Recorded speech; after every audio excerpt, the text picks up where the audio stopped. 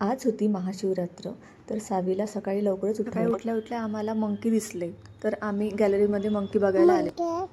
Monkey आहे? काय करतोय? शिंगाला शेंगदाणा खातोय? बुगडीला मंकीला बुगडादी अच्छा, आहे शेंगदाणा खातोय. फक्त फुटाणा देऊ. त्यानंतर लगेच तिला आंघोळ करून दिली आणि तिला ब्रेकफास्ट पण दिला. ब्रेकफास्टसोबतच मी तिची तयारी पण करून दिली, कारण तिला डॅडासोबत जायचं होतं. त्यानंतर मी सावीसाठी क्रीमी ओट्स बनवून घेतले.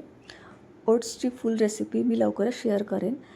त्यानंतर मॅडम इथे छान पूजा करत आहे.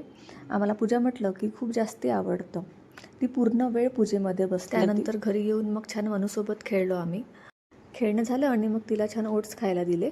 आम्ही फक्त मनुकासाठी ओट्स खात असतो. मनुका खूप जास्ती फेवरेट आहे. सायंकाळी असा विचार केला की मंदिरात दर्शन घेऊन यायचं.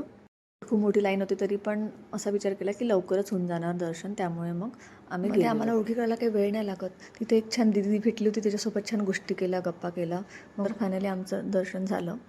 लाईन खूप मोठी होती तरी पण थोडा पेशन्स तर हवाच ना कोणत्या पण गोष्टीला.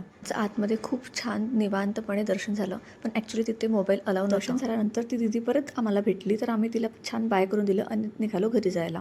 घरी जाता जाता आम्हाला रॅली पण दिसली. आम्ही रॅली पण छान बघून घेतली. तर असा होता आजचा